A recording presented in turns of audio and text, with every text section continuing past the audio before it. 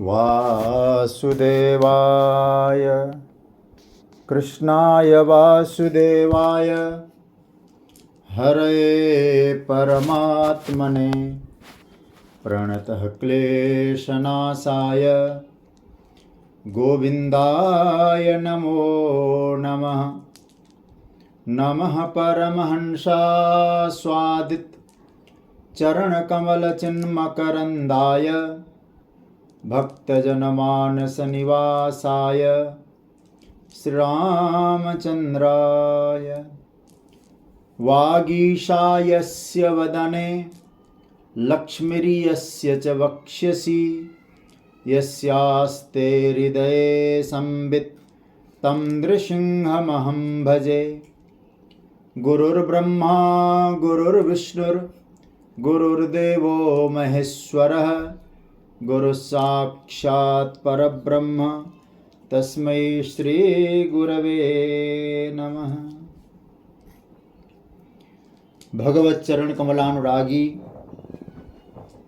सभी आत्मीय प्रिय स्नेहीजन, हमारे स्वाध्याय परिवार के सभी गीता के पिपासु स्नेहीजन, विज्ञान का सदुपयोग करते हुए गीता के स्वाध्याय में जुड़े हुए सभी महानुभाव, मैं आप सभी को प्रणाम करता हूँ, वंदन करता हूँ।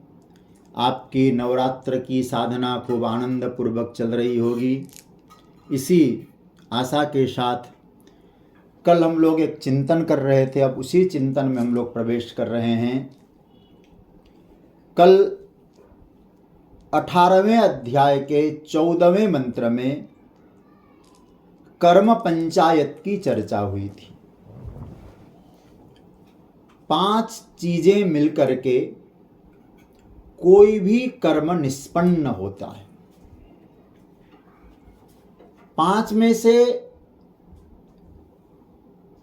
सबकी अपनी अपनी भूमिका रहती है, और मैंने तो बराबर की भूमिका के संदर्भ में भी चर्चा की थी, 20-20% वाली बात भी कल कही थी। किंतु कभी कुछ अधिक कभी कुछ कम यदि कहा भी जाए, लेकिन 5 की भूमिका को स्वीकारा गया है। कौन कौन से हैं? अधिष्ठानम तथा कर्ता, करणम च पृथक विधम, विविधाश्च पृथक चेष्टा, दैवम चैवात्र पंचमम। अधिष्ठान मतलब जगह, कर्ता करने वाला, और करण मतलब उसके लिए उपकरण, सामग्रियां, सामान, इंस्ट्रूमेंट, रिसोर्सेस, और उसके द्वारा किया गया परिश्रम, विविधाश्च पृथक चेष्टा, और अंत में का दैव।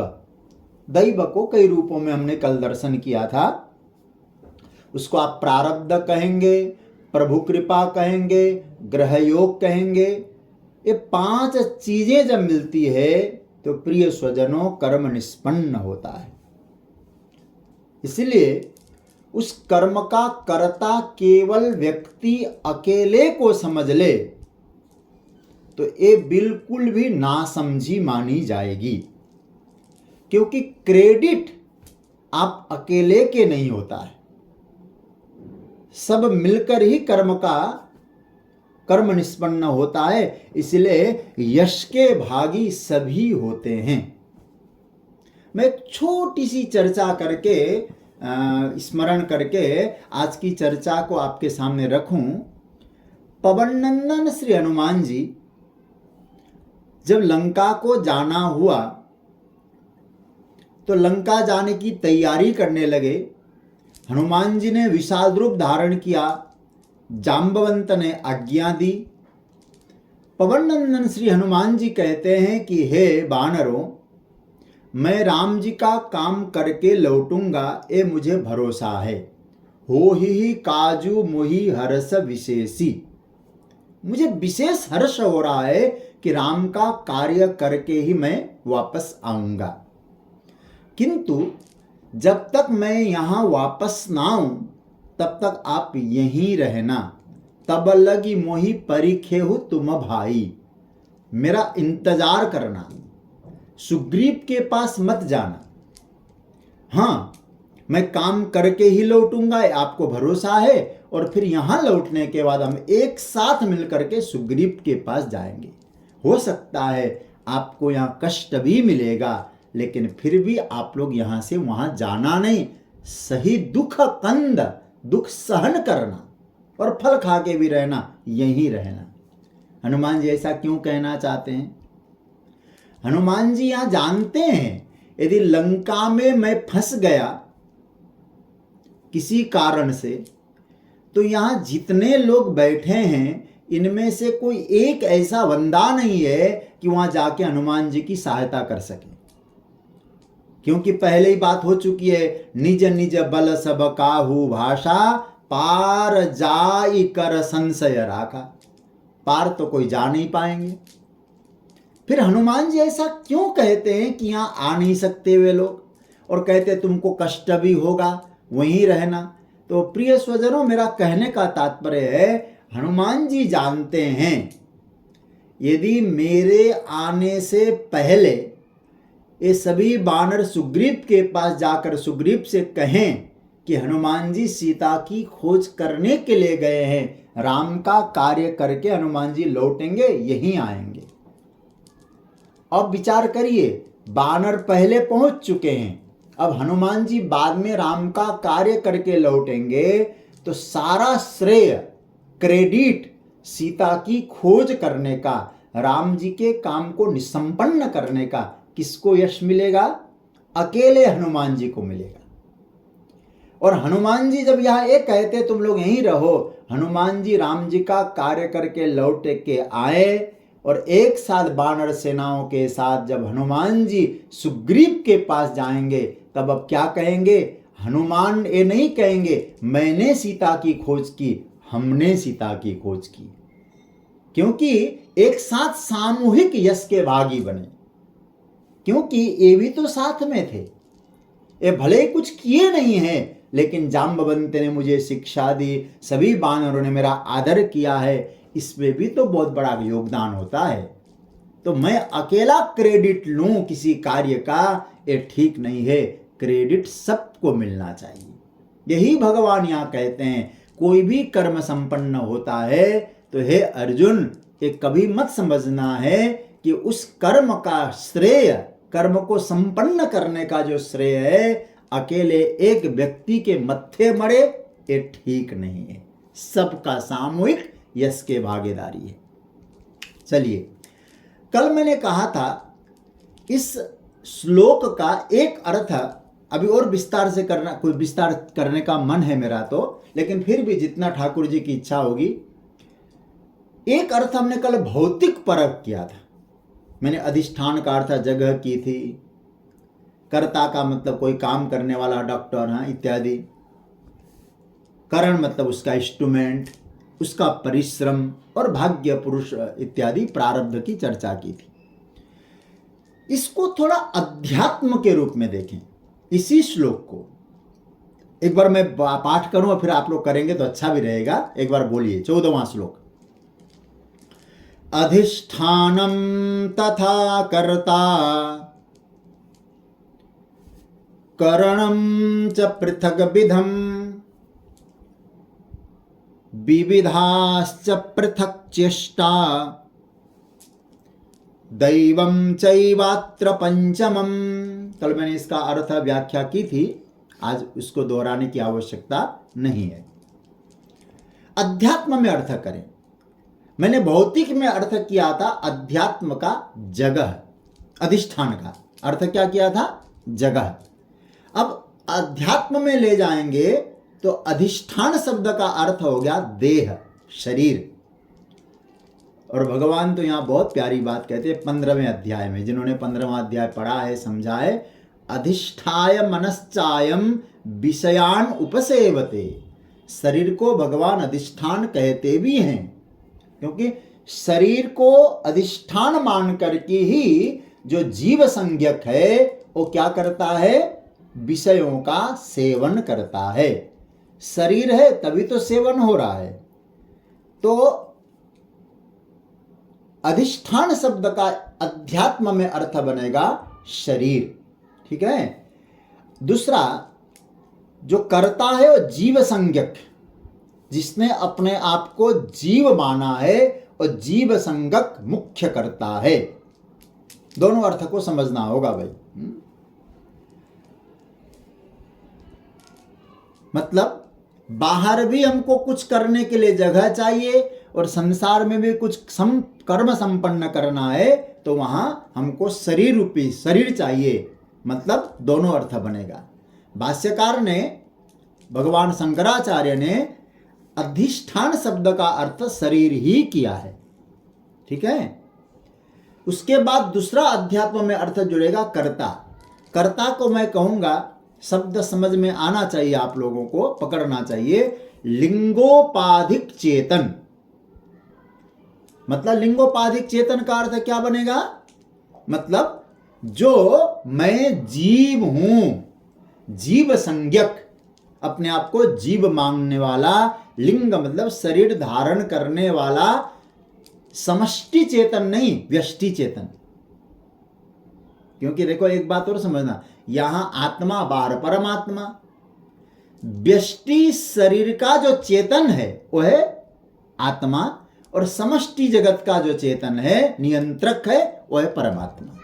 और ब्रह्म, परमात्मा और आत्मा में कोई भेद नहीं है। तो मुख्य बात क्या बनी? जीव। कर्ता कौन बना? जीव। अधिष्ठान क्या बना? शरीर। अब भौतिक अर्थ में भी कर्ता कौन है? बोले कर्म को जानने वाला। हा? कर्म को जानने वाला, कर्म करने की योग्यता रखने वाला, और कर्म में रुचि रखने वाला। सभी बात बनेगी। कर्म की योग्यता रखने वाला। देखो कई बार क्या होता है, व्यक्ति को कर्म में योग्यता तो होती है, उस कर्म को व्यक्ति पूरा कर सकता है, लेकिन रुचि नहीं होती है। कई आपने देखा होगा, कई बच्चे बहुत अच्छे ब्रिलियंट होते हैं पढ़ने में, उनसे कहा जाए तुम इस साइड में जाओ, यूपीएससी की तैयारी करो, बोले नहीं नहीं हमारे को इंटरेस्ट नहीं है। कोई साइंस वाला व्यक्ति कहेगा नहीं हमें कॉमर्स में इंटरेस्ट है, साइंस में नहीं है, साइंस की ओर नहीं जाएगा। कोई किसी को आर्ट्स में इंटरेस्ट है। तो हमारी रुचि किस में है? योग्यता के साथ रुचि भी होनी चाहिए। तो ये भौतिक अर्थ में। अच्छा, अधिष्ठान का मतलब शरीर, कर्ता मतलब जीवात्मा। उसके बाद करण क्या है? करण का अर्थ है हमारी इंद्रियां, अंतःकरण। इसलिए अंतःकरण, इंद्रियादि। समझ रहे हैं ना? ये इंद्रियां ही हमारे करण है, इंस्ट्रूमेंट है। अब देखना है, विविधाश्च पृथक चेष्टा, विभिन्न प्रकार की चेष्टा है। अब सब इंद्रियों की अलग अलग चेष्टा है। हाथ पकड़ने की चेष्टा करें, आंख देखने की चेष्टा करें, तो आप विचार करिएगा यार, सबका सहयोग है। एक मुझे विनोद की कथा याद आ रही है। विनोद की इसीलिए कह रहा हूं, एक व्यक्ति के मन में फल खाने की इच्छा हुई, वो फल खाने के लिए गया। इच्छा कहां हुई? यदि आप गंभीरता से चिंतन करेंगे, उस व्यक्ति के मन में इच्छा हुई कि मैं फल खाऊं, लेकिन फल है नहीं घर में, तो बगीचा है उसका घर में, उसके वहां, तो बगीचे में फल खाने गया। तो जैसे ही मन में इच्छा उठी और फल खाने के लिए जा रहा है पैदल, तो इच्छा उठने वाला एक करण है, उसका नाम है मन, और चलने वाला एक इंस्ट्रूमेंट है, उसका नाम है पैर। सब इंस्ट्रूमेंट का प्रयोग हो रहा है। देखिए यहां मन ने इच्छा की, बुद्धि ने कहा नहीं फल खाना चाहिए भाई, फल अच्छी चीज है। मन ने इच्छा की, बुद्धि ने निर्णय दिया, चलने का काम किया पैर ने, और वहां जाकर पेड़ में फल को देखा आंख ने, उस फल को तोड़ा हाथ ने, फल को चबाया दांत ने, स्वाद लिया जीभ ने, और आनंद लिया स्वाद लिया जीव ने, फिर आनंद लेने वाला जीव। जीवा ने स्वाद लिया और जीव ने आनंद लिया, जीवात्मा ने। तो अब यहां लिंगोपाधिक जो चेतन है उसने आनंद लिया। तो बात समझ में आ रही, एक इच्छा हुई एक करण में। करण मतलब फिर मैं कह दूं, यहां शरीर को, इंद्रियों को इंस्ट्रूमेंट कहा गया, ठीक है ना। देखो, एक इंस्ट्रूमेंट है मन, उस मन की इच्छा हुई। चलने का इंस्ट्रूमेंट है पैर, देखने का इंस्ट्रूमेंट है नेत्र, तोड़ने का इंस्ट्रूमेंट है हाथ, तब चबाने का इंस्ट्रूमेंट है दांत, स्वाद लेने का इंस्ट्रूमेंट है जीवा, और आनंद लेता है जीवात्मा। और आप कहेंगे कि मैंने फल खाया, तो इस फल को आपके पास पहुंचाने में कितनों की भूमिका है? तो फिर हम कैसे कह सकते हैं कि मैं अकेला कर्म का करता हूं? एक गीता के 18वें अध्याय को समझना। तो भगवान क्या कहते हैं? विविधाश्च पृथक चेष्टा। करण मतलब इन इंद्रियों के द्वारा, अंतःकरण के द्वारा पृथक चेष्टा का अध्यात्म में अर्थ होता है देखना, सुनना, चलना, स्वाद लेना, ये सब। और पांचवा कारण तो दैव है। इसमें क्या चिंतन करना थी? भाग्य कहें, प्रारब्ध कहें, ठाकुर जी ने आज फल खाने को दिया, मेरे भाग्य में वो फल था। कई बार क्या होता है, फल खाने की इच्छा तो ही बगीचे में गए, महाराज बंदरों ने झपट्टा मारा, या तो भाग गए, अथवा फल मिला ही नहीं, अथवा फल का रखवाला था उसने फल खाने नहीं दिया।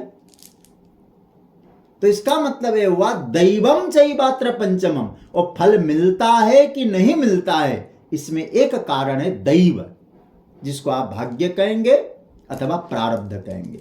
तो भगवान यहां कहते हैं कि अर्जुन, कर्म को संपन्न करने में यदि तुमको कुछ भोजन भी मिल रहा है शरीर की दृष्टि से, तो समझ लो इसमें कई हेतु है, कई उपकरण है। लेकिन अविवेक के कारण अपने आप को मत कहना कि मैं ही करने वाला हूं, ये भगवान कहते हैं। इस श्लोक का संभवतः स्पष्ट हो गया होगा, आप लोग इसका खूब मनन करिए। इसलिए कर्म पंचायत इस श्लोक का नाम हम दे सकते हैं। पंचायत मतलब 5 चीजें। इस श्लोक का शीर्षक बना लीजिए आप लोग। क्या बोले? कर्म पंचायत। 5 चीजें मिलकर ही कर्म निष्पन्न होता है, ये बात को आप समझना। अब आइए 15वां जो मंत्र है, इसी 14वें श्लोक को पुष्ट कर रहे हैं ठाकुर जी, क्योंकि कितना महत्वपूर्ण है। एक श्लोक को पुष्ट करने के लिए 15वां श्लोक भगवान ला रहे हैं। कि पहले भगवान ने कह दिया 5 हेतु है। तो अर्जुन ने पूछा, महाराज कोई आदमी गलत काम करता है तो उसके कितने हेतु होंगे? भगवान कहते चाहे गलत काम करो, चाहे सही काम करो, चाहे चोरी करो, चाहे किसी को पुरस्कृत करो, हेतु तो 5 ही होंगे, कारण तो 5 ही होंगे। कौन कौन से होंगे?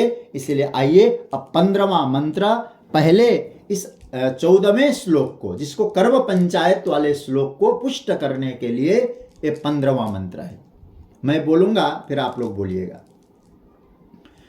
शरीर वांग मनोभिर्यत् कर्म प्रारभते नर न्याय्यं वा विपरीतं वा पंचैते तस्य हेतवः। शरीर वांग मनोभिर्यत् कर्म प्रारभते नरः न्याय्यं वा विपरीतं वा पंचैते तस्य हेतवः। इसका अन्वय देख लीजिएगा इस श्लोक का। नरः शरीर वांग मनोभिः न्याय्यं वा विपरीतं वा यत् कर्म प्रारभते तस्य एते पंच हेतवः। अर्थ क्या है? नरः मतलब मनुष्य, शरीर वांग मनोभी, शरीर वाणी और मन से, जिसको हम लोग मन वचन कर्म कहते हैं। न्याय्यम वा विपरीतम वा, नीति संगत या अनीति संगत, नीतिपूर्ण कर्म या अनीतिपूर्ण कर्म, यत कर्म प्रारभते, जो कुछ भी कर्म प्रारंभ करता है, तस्य एते पंच हेतवः, उसके ये पूर्वोक्त जो 14वें श्लोक में बताए गए ये 5 ही हेतु होते हैं। तस्य एते पंच हेतवः। अब आइए थोड़ा सा इसका अर्थ समझ में आ गया होगा आप लोगों को। मनुष्य शरीर, वाणी और मन से नीतिगत या अनीतिगत जो कुछ भी कर्म प्रारंभ करता है, उसके ये पहले कहे गए 5 ही कारण होते हैं, छठा सातवां नहीं होता है। एक शब्द यहां बहुत प्यारा लगता है मुझे। भगवान ने एक चीज दी, एक शब्द दिया बहुत प्यारा, नरः। नरः शब्द का प्रभु ने प्रयोग किया। नरः क्यों? देखिए, भगवान यहां नरः इसलिए कहते हैं क्योंकि मनुष्य ही कर्म करने में स्वतंत्र, स्वतंत्र मतलब कर्म कर सकता है। नए नए कर्म करने का सामर्थ्य परमात्मा ने केवल मनुष्य को दिया है। वो कर्म का प्रसंग चल रहा है, नए कर्म करे। अच्छा, मनुष्य से इतर, मनुष्य को छोड़ करके कोई ऐसी योनि के बारे में आप बता दो जो नए कर्म करने के लिए तत्पर होते हैं। नहीं होते। उस योनि में तो पहले किए गए कर्म का भोग होता है। इसलिए मनुष्य को छोड़ करके दूसरी योनियों को क्या कहा जाता है? भोग योनि कहा जाता है। भोग योनि। मनुष्य कर सकता है, जान सकता है, सीख सकता है। इसलिए भगवान ने एक बहुत प्यारा शब्द का प्रयोग किया है, नरः। और तुम नरः हो करके भी यदि परमात्मा के कृपा से, अनुग्रह से प्राप्त कर्म को नहीं करोगे, फिर नरः कैसे बोला जाए? तो सींग पूंछ के बिना का पशु ही माना जाएगा फिर तो। इसलिए नए कर्म करो, नरः। इस प्रकार से मनुष्य ही नया कर्म कर सकता है। बहुत प्यारा शब्द है नरः। मैंने कभी कथा के प्रसंग में चर्चा की होगी कि सृष्टि के क्रम में 3 रूप बताए। एक हमारे पूज्य श्री सुदर्शन सिंह चक्र जी, हमारे हनुमत धाम सुखतीर्थ के संस्थापक। मुझे भी 5 तारीख को वहाँ रामनवमी से एक दिन पहले पहुँचना होता है हनुमत जयंती में। तो वहाँ के संस्थापक, उन्होंने ग्रंथ लिखा जिस ग्रंथ का नाम है कर्म रहस्य। कर्म रहस्य नाम के ग्रंथ में उन्होंने एक बात लिखी, बहुत प्यारी बात। मनुष्य नरः क्यों कहा गया उसको स्पष्ट हो जाएगा। 3 प्रकार का सृजन है। पहला सृजन जो भोजन पाता है नीचे से, पचता जाता है ऊपर की ओर। जैसे पानी, खाद डालते हैं हम वनस्पतियों में और ऊपर बढ़ते जाते हैं। इन सृष्टि को उन्होंने कहा ऊर्ध्वगामी है, वनस्पति आदि। और एक सृष्टि है न ऊपर है न नीचे है, पशु, बिल्कुल समानांतर रूप से पाचन होता है, जिसको अंग्रेजी में हॉरिजॉन्टल बोला जाता है। तीसरी एक सृष्टि होती है जो पाते तो है ऊपर और पचता जाता है नीचे की ओर। वो कौन हुआ? उसी को यहां कहेंगे नरः। तो एक है ऊर्ध्वगामी वृक्ष वनस्पति, मध्यगामी पशु इत्यादि, न इनको पुण्य है न पाप है, भोग रहे हैं बस। और एक जो पाते तो ऊपर है, पचता नीचे की ओर है, उसका नाम है अधोगामी, मनुष्य। लेकिन आप जितने भी देखिए ना शास्त्र, उन सभी शास्त्रों में तारीफ कौन सी योनि की है? वृक्ष की है, पशु की है कि मनुष्य की है? बड़े भाग मानुष तन पावा। बड़े भाग बैल तन पावा, हाथी तन पावा नहीं बोला जाता कुछ, बड़े भाग मानुष तन पावा। क्यों ऐसा कहा गया है? देखा जाए तो इस सृष्टि का तो प्रयोग कहाँ निम्नगामी है। भगवान यहां कहते नरः, क्यों? बोले मनुष्य में एक विशेषता है, मनुष्य जानने का प्रयास करे, करने का प्रयास करे तो नया कर्म कर सकता है, अच्छा कर सकता है, नया भी कर सकता है और अपने विवेक से अच्छा भी कर सकता है। जैसे पशु की बात कहूं, अब एक कोयल का बच्चा है, उसको कोयल का घोंसला है, एक कौवे के बच्चे को ले जाके कोयल के घोंसले में रख दो, पूरा अंडा फूटते ही वो कौवे का बच्चा क्या कोयल की वाणी बोलेगा? नहीं बोल सकता, क्योंकि उनको कुछ जानना ही नहीं, कुछ नया करना ही नहीं है। लेकिन मनुष्य को देखिए, पशुओं की बोली निकालता है, अनेक भाषाएं सीखता है, जो व्यक्ति मतलब चंद्रमा तक पहुंच सकता है, वहां अपना स्टेशन बना सकता है, क्या नहीं कर सकता है? तो व्यक्ति अब कर सकता है तो क्या करना है? अब नर के रूप में आया है, उसको नारायण की यात्रा करना है। नर है, अब नारायण को पाना है। इसलिए परमात्मा ने बहुत विचार करके कहा नरः शरीर बांग मनोभिर्यत कर्म प्रारभते नरः। मनुष्य जानता है, यूपी में रहता है, हिंदी जानता है, अंग्रेजी जानता है, महाराष्ट्र में गया मराठी जानता है, उड़ीसा में गया उड़िया जानता है, कितना सीख सकता है। तो व्यक्ति सही सीखे, सही जाने तो व्यक्ति अपना आत्मकल्याण कर सकता है। इसलिए भगवान ने पहले कर्म के 5 कारण बताए, उसमें उसका पुष्ट करने के लिए भगवान एक शब्द देते हैं नरः। मनुष्य हो तो इन 5 को समझकर तुम कर्म में लगो। ये भगवान यहां कहना चाहते हैं हम सभी से। अब इसको थोड़ा सा चिंतन करना। मैंने नरः के बारे में थोड़ा बोल दिया। यहां 3 चीजों का प्रयोग है। कभी आप एक गीता को ध्यान दें और पेन लेकर के वहां टिक मार्क लगा दें। क्या क्या है? भगवान कहते शरीर बांग मनोभिर्यत, शरीर बांग मनः, ये 3 भगवान ने 3 का प्रयोग किया है।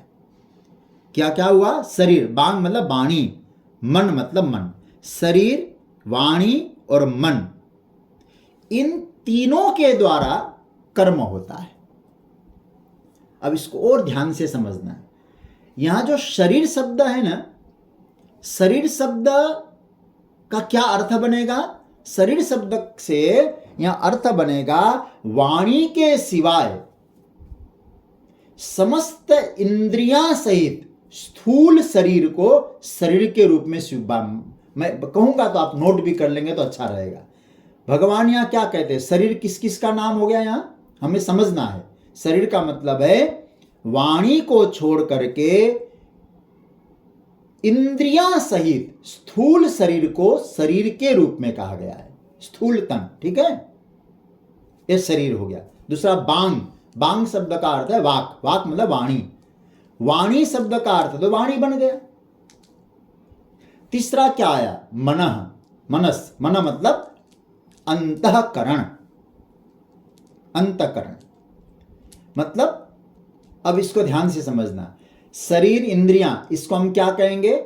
शरीर के द्वारा कायिक, वाणी मतलब वाचिक, और मन अंतःकरण मानसिक। तो 3 प्रकार के कर्म होते हैं कि नहीं? प्राय कायिक, वाचिक, मानसिक। भगवान ने यहां पहले 5 कहे गए थे, यहां 3 में उनको समावेश कर दिया। हालांकि इंस्ट्रूमेंट तो 5 ही हैं, लेकिन करते समय 3 का अपना महत्व होता है, कायिक, वाचिक और मानसिक। जब हम तीनों को अशुद्ध करते हैं, तीनों को बिगाड़ते हैं, तीनों की अशुद्धि होती है, तब वो कर्म हमारे लिए बंधन कारक होता है, तब वो कर्म बंधन कारक माना जाएगा। इसको समझ लीजिएगा थोड़ा। इसलिए यहां क्या क्या आया? शरीर, मन और वाणी, मतलब मन वचन कर्म, मनसा वाचा कर्मणा, ये तीनों ही आपके एक रूप हों। भगवान ये कहना चाहते हैं, बहुत ध्यान से बारीकी से समझना। कर्म करते समय मन वचन और तन, मतलब मन से जो सोचो, वाणी से वो बोलो, शरीर से वो करो। ठीक है? शरीर बांग मनो भिरियत कर्म प्रार, मनुष्य वास्तव में कौन है? जो तीनों की एकता है। ये नहीं कि वाणी से कुछ बोला जाए, मन से कुछ सोचा जाए और किया कुछ और जाए। ये तो नेतागिरी वाली बात हो गई भाई। एक हमारे यहां बहुत प्यारा श्लोक आता है संस्कृत साहित्य में, वो आप लोगों को बहुत अच्छा लगेगा। दुर्जनों की और सज्जनों की परिभाषा क्या है? दुर्जन किसको कहेंगे? देखो, मनस्सेकम वचस्सेकम कर्मण्येकम महात्मनाम। मन एक है, वाणी एक है और कर्म एक है। जैसा मन ने सोचा, वाणी ने वैसा बोला, कर्म उसी प्रकार का हुआ, उसका नाम है सज्जन। ठीक है? और मनस्यन्यत वचस्यन्यत कर्मण्यन्यत दुरात्मना। और मन अलग बोलता है, वाणी अलग बोले, और मन अलग सोचे, वाणी अलग बोले, कर्म अलग से हो, उसी को हम लोग यहां संस्कृत साहित्य में क्या कहते हैं? दुष्ट। तीनों अलग अलग हों, तीनों में मेल नहीं खाता हो, वो है दुष्ट। और तीनों में मेल खाता हो, वो है सज्जन। तो ये बात बताया। यहां भगवान क्या कहते हैं? मन वचन शरीर तन, कायिक वाचिक मानसिक, ये तीन प्रकार के कर्म जो होते हैं, कौन करता है तीनों कर्म? नरः। हे मनुष्यों, इस बात पर विचार करना, तुम्हारा जो मनुष्य योनि है कर्म योनि है, लेकिन कर्म में इस प्रकार के मेल होना चाहिए। जो सोचो वो बोलो, जो बोलो वो करो, तब मन वचन कर्म। जैसे हनुमान चालीसा में एक मंत्र आता है ना, मन क्रम वचन ध्यान जो लावै। तो इसका मतलब ये हुआ, तो ये तीनों का, और इसको यूं भी कह सकते हो, कभी शरीर की प्रधानता रहती है, कभी मन की प्रधानता रहती है, कभी वाणी की प्रधानता रहती है। लेकिन एक बात तो ध्यान देना पड़ेगा आपको, यह नरः शब्द बड़ा महत्वपूर्ण है। यदि मनुष्य है तो तीनों की समानता होनी चाहिए, तीनों की एकता होनी चाहिए। तो अब उसके बाद यहां अब थोड़ा व्यापक रूप से समझें, इन तीनों के द्वारा, शरीर के द्वारा, मन के द्वारा और वाणी के द्वारा जो भी कर्म हो, कर्म कैसा हो? तो यहां पंक्ति समझना, न्याय्यम वा विपरीतम वा। कोई शास्त्र सम्मत कर्म है, धर्म सम्मत कर्म है, अधर्म प्रेरित कर्म है, धर्म अधर्म, न्याय्यम वा विपरीतम वा, नीतिपूर्ण है चाहे अनीति युक्त है, उस कर्म में कितने हेतु है? भगवान कहते हैं न्याय्यम वा विपरीतम वा पंचैते तस्य हेतवः। मन वाणी और शरीर से तुम कर्म करते हो, उसमें भी पंच हेतु है, 5 ही कारण है। कौन से? फिर चले जाना वहां, क्योंकि उसी श्लोक की पुष्टि है। अधिष्ठानम तथा कर्ता करणम च पृथक विधम विविधाश्च पृथक चेष्टा दैवम चैवात्र पंचमम। कर्म कैसा भी हो, 5 कारण ही होंगे। चाहे वो कर्म राम जी करते हो, चाहे वो कर्म रावण करता हो, चाहे विभीषण करता हो, चाहे वानर करते हो, चाहे आप करते हो, चाहे हम करते हो, पंचैते तस्य हेतव, 5 ही हेतु होते हैं। कर्म कैसा, उसका परिणाम अलग अलग हो सकता है, लेकिन कर्म करने में इन 5 इंस्ट्रूमेंट का प्रयोग होता है। तो कोई भी कर्म हो, अधिष्ठान चाहिए हमको। भगवान के शब्द सुनिएगा यहां, न्याय्यम वा विपरीतम वा। 6-7 कारण ठाकुर जी नहीं बता रहे, केवल 5 कारण होते हैं। अब और ध्यान से समझना। अच्छा, इन 5 कारणों को आपने फिर एक बार पहले वाले श्लोक, मैंने कहा ना ये श्लोक पहले वाले श्लोक की पुष्टि है। 15वां श्लोक 14वें वाले श्लोक पर मोहर लगाना है। उन 5 में भी जो ऑपरेशनल एरिया जो है ना, हमें कुछ किया जा सकता है, उस पर कुछ परिवर्तन किया जा सकता है, ये 4 हैं, 5 नहीं है। मतलब आपके वश में जो है, ऑपरेशनल इसलिए कह रहा हूं, ये 4 हैं। दैव आपके हाथ में नहीं है। पहले मैं 14वां श्लोक को यहां पुष्ट कर रहा हूं, पंचैते तस्य हेतव में 5 ही हेतु है। मैं कह रहा हूं, ध्यान से समझना। आप विचार करिए, यदि उद्यमशीलता, परिश्रम को, अपने कर्तव्य निष्ठा को बढ़ानी है, तो हम 5 पर नहीं 4 पर जोर लगाएं। अधिष्ठान, कर्ता, करण और चेष्टा। ठीक है, दैवम चैवात्र पंचमम छोड़ दीजिए, वहां इन 4 पर देखें, उनमें गंभीरता से बोले ये 4 मेरे पास है, 4 में किसमें क्या कमी है। यदि उसमें कमी है तो उसमें किया क्या जा सकता है, वहां कुछ संभावनाओं की हम तलाश करें, संभावनाओं को खोजें। और एक बात याद रखना, इन 4 को संभाले रखना, किंतु 5 को भूलना नहीं, 5वें को भूलना नहीं। बहुत गंभीर चिंतन है ये। 4 को तो आप संभालना ही नहीं, लेकिन 5वें को मत भूलना। दैवम चैवात्र पंचमम, याद रखिएगा। देव को भूलना इसीलिए ठीक नहीं है क्योंकि यदि दैव को भूल जाएंगे तो कर्म का अहंकार जल्दी पकड़ लेगा। बात पकड़ में आ रही ना? क्योंकि दैव को स्मरण करते रहेंगे ना, तो आप में एक विनम्रता वाली गुण आ जाएगी, विनम्र आप बनेंगे। ईश्वर की ऐसी इच्छा थी, प्रारब्ध ऐसा ही था। 4 को संभालिएगा लेकिन 5 को मत भूलिएगा। हनुमान जी की तरह, राम की न चाहे सोई होई, करई अन्यथा असन नहीं कोई। भगवान जो चाहेंगे वो होगा। कब होगा? बोले दैव पर भरोसा रखो। दैव मतलब ईश्वर को मत भूलो। यहां दैव शब्द कई रूपों में आया, याद रखिएगा। उद्यम का स्रोत इन 4 में है। आप इन 4 के द्वारा उद्यम कर सकते हैं। और विनम्रता लानी हो तो दैव में है। यदि दैव को स्वीकार किया आपने तो आपके कर्म में विनम्रता आ जाएगी।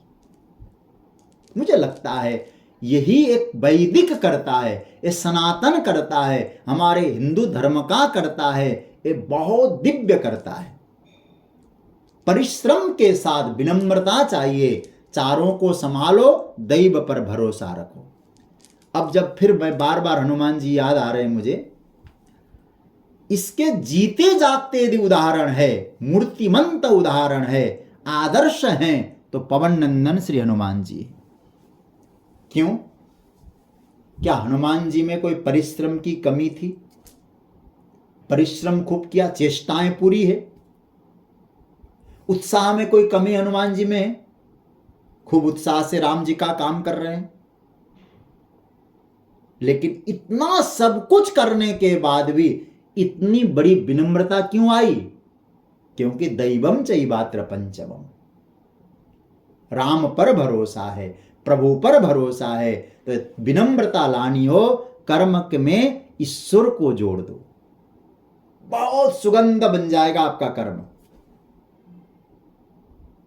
कर्म में ईश्वर को जोड़ने का मतलब है मेरा पुरुषार्थ मैंने 100% दिया, लेकिन ठाकुर जी की इच्छा, परिणाम जो मिले। तो इसका मतलब यह हुआ जिसके जीवन में 4 में तो है फोकस, लेकिन दैव पे नहीं है, तो कई बार अहंकारी बन जाते हैं। अहंकार न बने, कर्तृत्व का अभिमान तो आ ही जाता है। इसलिए हनुमान जी ने पूछा, राम जी ने कहा कि इतना बड़ा काम कैसे हुआ? तो सो सब तब प्रताप रघुराई। प्रभु ये सब आपका प्रताप है। सारे कर्मों का जो श्रेय है मैं किसको दे रहा हूं? अपने आराध्य को दे रहा हूं। मेरा आराध्य ही सभी कर्मों का श्रेय ले लेगा, उसी को मिलना चाहिए। एक भाव, एक विनम्रता आती है। हाँ, एक छोटी सी बात मुझे याद आ रही है। मैं एक संदर्भ ले रहा हूं, पूज्यपाद साकेतवासी पंडित श्री राम किंकर उपाध्याय जी महाराज, मानस के बड़े उद्भट महापुरुष थे और आप लोग बहुत चिंतन करते हैं, इसलिए आपके सामने बात रख रहा हूं। हनुमान जी जब लौट के आए राम जी का कार्य करके, तो राम जी ने सहजता से पूछ लिया, हनुमान आप लंका जा गए थे ना, आप क्या करके आए? तो पवन नंदन श्री हनुमान जी ने एक पंक्ति बोली वहां, नागि सिंधु हाट कपूर जारा, निशिचर गण बधि विपिन उजारा। क्या कहा है? देखिए क्रम देखिए, नागि सिंधु समुद्र को पार किया, हाट कपूर जारा लंका जलाया, निशिचर गण बधि राक्षसों को मारा, फिर उसके बाद विपिन उजारा रावण की वाटिका को उजाड़ी। अब आप विचार करना, यदि आप गंभीरता से सुन रहे हैं, चिंतन कर रहे हैं, तो आपको मालूम पड़ेगा हनुमान जी क्रम गड़बड़ कर रहे हैं। गए कैसे थे? लंका गए और उन्होंने सबसे पहले क्या काम किया? उन्होंने वहां सीता जी से मुलाकात करके वाटिका उजाड़ी, विपिन उजाड़ी, पहला काम होना चाहिए। उसको सबसे लास्ट में ला रहे हैं, विपिन उजाड़ा। क्या करे? हाटक जाते ही लंका जला दी। ऐसा हुआ है क्या? लंका जलाने के बाद तो वापस आ गए थे हनुमान जी। राक्षसों को मारने का काम भी उससे पहले ही है। यहां हनुमान जी क्या कहना चाहते हैं? इसी का नाम है दैव, यह है विनम्रता। हनुमान जी कहना चाहते हैं, महाराज मैं लंका जा रहा था ना, मुझे लग रहा था कि मैं जाऊंगा, एक काम करके लौटूंगा। क्या जाम्बवंत ने क्या कहा था? इतना करहु तात तुम जाई, सीता को देखकर आप लौट के आना, यह आज्ञा दी थी। अब आप सोचिए, जितना जाम्बवंत ने बताया हनुमान जी ने वो पूरा कर दिया, सीता जी को देख लिया। अब हनुमान जी को लौटना चाहिए था। तब हनुमान जी महाराज कहते, महाराज मैं तो सोच ही रहा था अब क्या करना है। तब त्रिजटा ने सपना सुनाया, सपने बानर लंका जारी, सपने में बंदर ने लंका को जला दिया। और सपने बानर जातु धान सेना सब मारी, उसके बाद राक्षसों को मारा। अब आप विचार करिए सरकार, हनुमान जी कहना चाहते हैं आपने त्रिजटा को सपना दिया। सपना किसके द्वारा होता है? सपने का अधिष्ठान तो जीवा चेतन है। आप विचार करना, कोई भी चीज चाहे भ्रम हो, अधिष्ठान के बिना तो नहीं होता है ना। ये तो वेदांत का सिद्धांत है, भ्रम भी निरधिष्ठान नहीं होता है, उसका भी अधिष्ठान चाहिए। अरे भाई रस्सी है तभी तो सर्प दिखता है, रस्सी ही न हो तो सर्प दिखेगा क्यों? तो उसका अधिष्ठान होता है। तो कहने का मतलब हनुमान जी कहते हैं कि आप चेतन, जो चेतन तत्व है, चेतन है, त्रिजटा है, उसने सपना पाया। कहां पाया सपना? उसी चेतन तत्व में। सबके चेतन के अधिष्ठान तो आप है।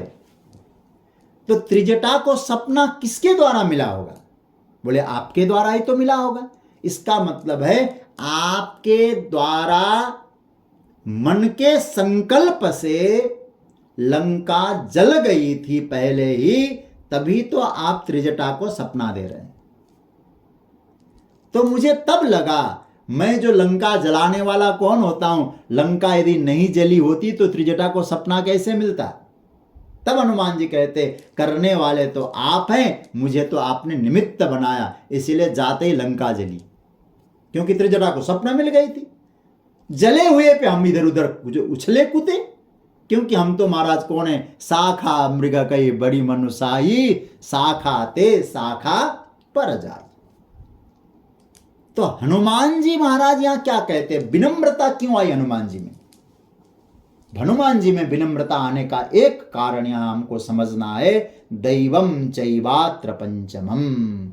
उन्होंने दैव को स्वीकारा है, ईश्वर को स्वीकारा है, परमात्मा को स्वीकारा है। कर्म में कोई कमी नहीं है, उत्साह में कोई कमी नहीं है, चेष्टा में कोई कमी नहीं है, लेकिन दैव को स्वीकार करते हैं तो कर्म में विनम्रता का गुण हनुमान जी में आ जाता है। इसलिए भारतवर्ष में जितने हनुमान जी के मंदिर बने, शायद राम जी के इतने मंदिर भी नहीं है। एक परम आदर्श है कर्म के हनुमान जी। मुझे तो लगता है हनुमान जी ने गीता को जिया है। गीता को हनुमान जी ने जिया है। इसलिए तो हमारे महात्मा लोग कहते हैं पर्दे पे तो हनुमान जी विराजे थे, और झंडे पे कपिध्वज है ना, जब युद्ध चल रहा था महाभारत का, अर्जुन के रथ के ध्वजा पे तो हनुमान जी विराजे थे। हनुमान जी के मन में ही गीता सुनने की इच्छा थी, तब भगवान श्री कृष्ण ने उनको गीता सुनाया। तो गीता का सिद्धांत तो हनुमान जी में। इसलिए कुछ महात्मा तो ऐसा कहते हैं, अर्जुन का मोह तो बहाना था, गीता तो हनुमान को सुनाना था। गीता हनुमान जी ने सुनी, इसलिए जीवन में हनुमान जी के जीवन में गीता है जी। देखो यहां तो कहते क्या है, बोले कर्म करो, उत्साह हो, प्रेम से करो, खूब चेष्टाएं रखो, करणों को ठीक करो। करण मतलब उपकरणों को ठीक रखो, लेकिन महाराज दैव को स्वीकार करो, कर्म का सौंदर्य बन जाएगा। अब इसको थोड़ा सा उल्टा करो। उल्टा करने का मतलब, अच्छा इन चारों में तो फोकस नहीं है। चारों मतलब क्या है, अधिष्ठान, कर्ता, करण और चेष्टा, ठीक है। इन चारों में तो फोकस नहीं है।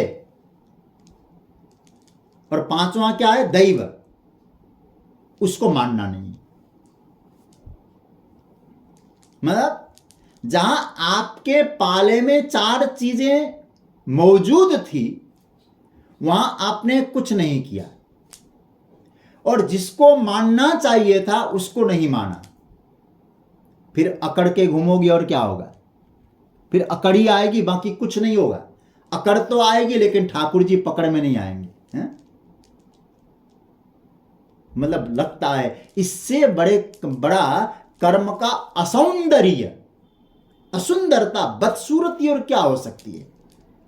कर्म को सुंदर बनाना है, ब्यूटी बनाना है, तो इसको इस तरह से समझो, इन चारों पर फोकस हो और हमारा ईश्वर पर भरोसा हो। दैवम चैवात्र पंचमम। कर्म के संदर्भ में दैव का कभी भी विस्मरण नहीं होने चाहिए। दैव सब करता है और बड़ा आनंद आता है। एक मुझे विनोद की कथा याद आ रही है, आपको सुना देता हूं। एक बार क्या हुआ, एक महात्मा जी की एक झोपड़ी थी, और महात्मा जी की झोपड़ी के बगल में एक वेश्या का बहुत बड़ा महल था। और महात्मा जी का तो क्या करना, केवल मजीरा बजाते थे, और महाराज वहां नित्य कीर्तन चलता था। मजीरा बजाते, कभी कभी आदमी लोग आ गए तो ढोल बजता था और कीर्तन, कभी नाचते थे कीर्तन करते हुए। यह दैवम चैवात्र पंचमम की व्याख्या है। भगवत कीर्तन में पूरा उत्साह है, चारों उनके पास है। अधिष्ठान है, कीर्तन करने की जगह झोपड़ी है अथवा शरीर है, और इंस्ट्रूमेंट है, करने वाले तैयार है, और करने में मन लगा के करते हैं। ये चारों उन्होंने किया, और एक भरोसा है, चाहे कुछ भी हो ठाकुर, दृढ़ इन चरण न केरो भरोसो, दृढ़ इन चरण न केरो, पूरा भरोसा है। अब क्या हुआ, इधर महात्मा की झोपड़ी, कीर्तन चलता है, चारों है उनके पास, पांचवा भी है, दैव पर भरोसा है, चारों पर फोकस है, और दूसरी तरफ क्या है, एक वेश्या का महल है। तो वेश्या के यार दोस्त वहां आया करते थे उसके पास। अब उसके यार दोस्त कैसे होंगे आप जाने, मदिरा पान करते थे, धूम्रपान करते थे। एक दिन उस वेश्या ने उन अपने यार दोस्तों से कहा, देखो भाई, ये जो बाबा है ना, जब चाहे तब कीर्तन में लगा रहता है, कभी कभी तो रात को भी रात भर कीर्तन चलता है, हमको बहुत डिस्टर्ब होता है। तुम लोग आते हो, तुमको भी डिस्टर्ब होता होगा। अब एक कामांध जो पुरुष थे, इन कामांध पुरुषों ने कहा, बताओ क्या करना चाहिए। बोले एक काम करो, इस बाबा को यहां से भगाओ। कैसे भगाएं? बोले क्या दिक्कत है? बोले वो झोपड़ी है ना, वो आग में आग लगा तो चला जाएगा। अब क्या हुआ, वो बीड़ी सिगरेट पीते थे होंगे, तो एक ने सिगरेट पीकर अपनी सिगरेट की आधी वो सिगरेट जो जलती हुई सिगरेट को उसमें फेंक दिया, झोपड़ी जल गई, धूं धूं करके झोपड़ी। और महात्मा जी को देखो, महात्मा जी भीतर झोपड़ी के भीतर कीर्तन कर रहे थे, आग लग गई। उस आग को देखकर कहते, हे प्रभु, आज कीर्तन कर रहा था मैं, आपका नाम ले रहा था, आप अग्निदेव के रूप में प्रकट हो गए। प्रार्थना, उस अग्निदेव की परिक्रमा कर रहे, ठाकुर मैं तो आपकी परिक्रमा कर रहा हूं, हे अग्निदेव के रूप में प्रकट हुए मेरे प्यारे परमात्मा, आपने बड़ी कृपा की आज दर्शन दे करके। मस्ती में कीर्तन गाने लगे, कोई दुख नहीं, कोई चिंता नहीं। यह है दैवम चैव, ईश्वर पे भरोसा का परिणाम। दूसरी तरफ क्या हुआ, महात्मा तो सहन कर गए, लेकिन ईश्वर को सहन नहीं हुआ। परमात्मा ने सोचा कि मेरा भजन करता है, मेरा कीर्तन करता है, और क्या कर दिया इन्होंने, मेरे भक्त की झोपड़ी में आग लगा दी। तो हवा का झोंका ऐसे चला दिया। वही बात, मानस वाली बात पकड़ लेना, हरि प्रेरित ते अवसर चले मरुत 49। भगवान की प्रेरणा से हवा चलने लगी महाराज। कैसे चली? अब उस हवा के ऐसे वो चलने लगी, पवन बहने लगा, पवन हवा चली, तो उस आग की जो लपटे हैं ना, और आग के लपटे ऊपर को उड़े और सीधा वेश्या के महल में जाके गिरे। झोपड़ी के आग के लपटे उड़े हवा के द्वारा और जाकर वेश्या के महल में गिरे। अब तो वेश्या का विशाल महल, वो भी धू धू धू धू करके जलने लगा। इधर बाबा की झोपड़ी तो अब शांत हो गई, अब वेश्या का महल जलने लगा। तो वेश्या ने कहा अपने यार दोस्तों से, बोले इसने कोई जादू किया होगा, मेरा महल कैसे जलता। वो वेश्या दौड़ी, बाबा तो कीर्तन में मग्न थे, कीर्तन कर रहे थे, श्री कृष्ण गोविंद हरे मुरारे गा रहे थे। तो वेश्या ने कहा, ओ बाबा जादू करता है, तूने कुछ ऐसा काम किया होगा तंत्र मंत्र का प्रयोग करके, कहीं अपनी पर्ची निकाली होगी, तो क्या किया होगा तुमने। बोले हमारे महल को आग लगा दी। अब तो महाराज ये सुनते ही बाबा बहुत प्रसन्न हो गए, मुस्कुराते हुए कहने लगे, अरे मैया आप भी भजन करो, उसी में कल्याण है। बोले अरे तुमने यहाँ झोपड़ी में महल में आग लगा दी। तो बाबा क्या बोलने लगे, अरे माता जी, बाबा के दृष्टि में तो सब अच्छा ही है। माता जी आपका और मेरा कोई झगड़ा नहीं है, ना आपका झगड़ा, ना हम आप और मेरे में तो बिल्कुल झगड़ा है ही नहीं। बोले किस में झगड़ा है। बोले झगड़ा यारों में है। बोले कैसे। बोले आपके यार ने मेरी झोपड़ी जला दी और मेरे यार ने आपकी झोपड़ी जला दी। ये तो उसके यार ने इधर आग लगा दी, मेरे यार ने उस आग को वहां पहुंचा दिया। ये तो यारों का मामला है, बस इतना है, मेरा यार प्रभु है, तेरा यार ये लोग हैं। तो आप समझ लीजिएगा, विनम्रता चाहिए तो भरोसा किस पर होना चाहिए, कौन बने भरोसा के लायक। इसलिए भगवान ये जो शब्द का जो प्रयोग कर रहे हैं, प्रिय स्वजनों, ये बहुत ही मजबूत करने वाला शब्द है। कई लोग क्या बोलते हैं, ये दैव वाली बात को छोड़ दो, तुम पुरुषार्थ पे भरोसा रखो। मुझे लगता है केवल कल्पना नहीं है, भीतरी मजबूती यदि चाहिए तो दैवम चैवात्र पंचमम को जी लीजिएगा। ये बहुत गीता का ये मैनेजमेंट का इससे बड़ा सूत्र नहीं मिलेगा आपको। अपने प्रयास करके 4 आपके पाले में है, उनको संभाल लीजिएगा, खूब संभालना इनको। लेकिन 5वें पर भरोसा मत छोड़ो, क्योंकि ईश्वर पे भरोसा रखेंगे तो कर्म कैसा भी हो, भीतरी स्थिति में आपकी दिक्कत नहीं होगी, भीतर बहुत अच्छा बनेगा। कहने का मेरा एक तात्पर्य यह है, आजकल की जो स्थिति हम देखते हैं, यात्रा करते हुए ठाकुर जी की कृपा से हम नहीं चाहते ऐसा काम हो गया है तो व्यक्ति अवसाद में चले जाता है, डिप्रेशन में जाता है, गोली खाते हैं। महाराज 10-10, 15-15 साल के बच्चे, 20-20 साल के बच्चे डिप्रेशन के टेबलेट खा रहे हैं। कारण क्या है? ये चारों पर तो फोकस इतना नहीं है और दैवर पर भरोसा नहीं है।